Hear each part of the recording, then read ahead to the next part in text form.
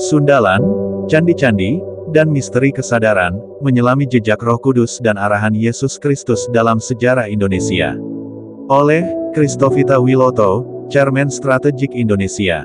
Pendahuluan, potongan-potongan yang mulai menyatu. Mengapa akhir-akhir ini banyak orang Indonesia mulai tertarik dengan simbol spiral, mandala, meditasi, getaran, suara, dan struktur candi kuno? Mengapa pola-pola kesadaran tinggi justru muncul dari wilayah yang kini kita sebut Nusantara, khususnya Jawa, Bali, Kalimantan, dan Papua? Jawabannya bisa jadi mengejutkan, karena di balik semua ini, Tuhan Yesus Kristus sedang membangunkan kembali kesadaran umat-Nya. Roh Kudus sedang menuntun kita mengingat siapa kita sebenarnya, bukan hanya secara jasmani, tapi secara rohani dan sejarah.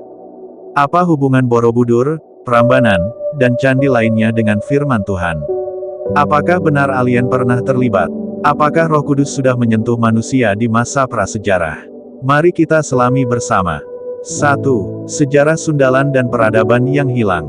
Sundalan adalah nama yang diberikan para ilmuwan kepada wilayah Asia Tenggara pada masa zaman es terakhir, ketika permukaan laut masih rendah dan pulau-pulau besar seperti Sumatera, Jawa, Kalimantan, dan Malaysia tergabung dalam satu daratan luas.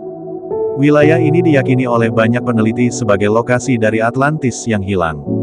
Disinilah, menurut banyak hipotesis, peradaban besar pernah tumbuh dengan teknologi tinggi, kesadaran tinggi, dan koneksi spiritual yang sangat dalam.